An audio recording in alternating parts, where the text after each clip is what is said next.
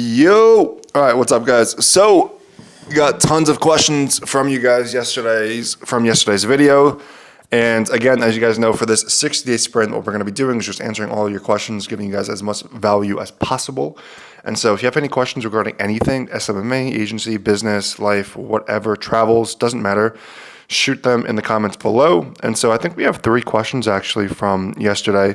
And we're actually currently here in Rome, Italy for a week. We're actually at a sweet place right now and nice ass room, good setup. Just took a sales call. Things are good. Good prospect, but let's get into it. So let's see here. Jack Hughes, what's going on, my man? So Jack says, thanks for this. What would you say are some of the most life-changing mental shifts these masterminds have helped you see? When you have unfortunate things happen in the agency or life, what gets you back on track, bouncing fast?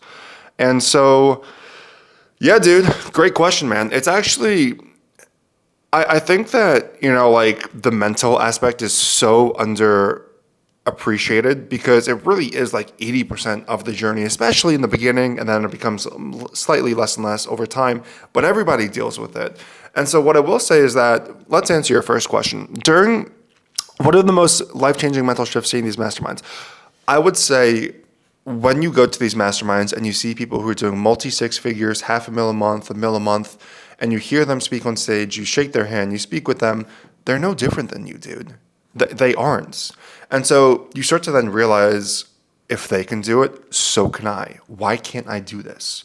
And then you realize that the gap between where you are and where they are at, it's not that big. Like, yes, it's going to take extremely hard work, years of dedication, but it's all possible. And it really reshifts your mindsets and beliefs into the person that you want to become. And so that's what I would say. In addition to that, the clarity and focus. You know exactly what you need to do a majority of the time.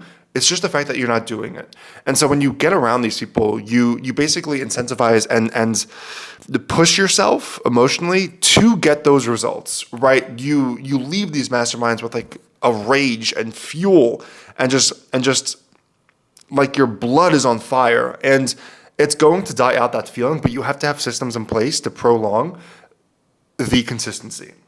Right? Now, the second question is, when you have unfortunate things happen in the agency or life, what keeps you going? What keeps you on track to bounce back fast? I would say that what keeps me going, dude, thank you for this question. So I would say what keeps me going is just honestly understanding that the opportunity that we're in right now is a once in a lifetime thing, because we really have like a window of max 5 to 7 years before, like Elon Musk was saying on his latest podcast, where he said in 2036 money won't matter. It's like, what the fuck does that even mean? Universal basic income, right? So like things are going to change extremely fast, especially at the rate of AI and how it's like continuously doubling every few months or so. And I think that like just understanding the opportunity that we're in, taking full advantage of it, gathering as much resources and as many skills as possible is the best thing you can do for yourself, because the middle class, I think, will eventually disappear. It's just going to be rich and poor.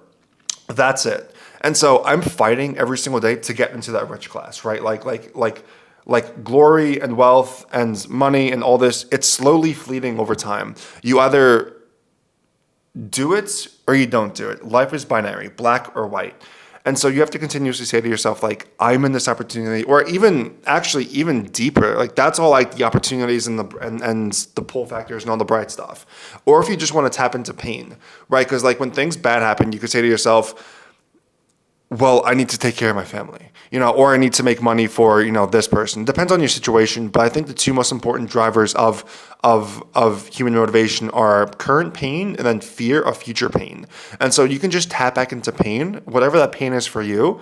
And that's honestly what's kept me going. Like, I have an entire vision board, I look at every single day, and that's also what keeps me going there. But I think it's just more so like the life I want to live, understanding that, and just doing everything in my power to get there as quick as possible and secure it and do not let it go. Like, once you get there, a lot of people just, stop taking the risk or fuck off and do all that. But like, you have to be paranoid about losing it ASAP. So that's that, Jack. Sarcasm said, how do you make sure contractors actually watch your pre-call nurtured content? Dude, you got to tell them on the B2B setting call, whether it's from code. And I think, yeah, and then someone else asks, FXRHAAN. Yes, and in addition to that, this is off of your question, Sarcasm. If you could possibly, how do you get them to watch the pre-call video, assuming they're cold traffic coming from something like cold SMS or SMS? Versus if they're coming from paid ads. Regardless, it's still people, it's still humans, it's still human nature, it's our biology. Regardless where they're coming from, there's still different stages of buyer awareness and stages of buyers. And for the most part, a majority of like a very small portion of the market, like 3% of any given market, is ready to buy, card on the table. Let's do this. But I will say, dude, you have to tell them. You have to force it down their throat. I use Jeremy Haynes' hammer them strategy, which is like once they come in, either from SMS or from paid ads, then you start to sell, then you just hammer them with a shit ton of content, your testimonials, your value. And even if they do come from cold SMS, Sarcasm, dude, you treat them as if they still came from paid ads. Like start to have them sell themselves, right? Like when you hop on the sales call, be like, yo, so why are we here? What's going on? How can I help you? Right? Like you have to make them sell themselves eventually. And, yeah, man, I really think it just comes down to hammering them with emails and SMS, telling them they have to watch this material. If not, then they can't show up to the call or something like high risk, high reward, right? So I really hope this helps. And that's pretty much that. And I hope this was of value to you guys, and I'll see you guys in the next.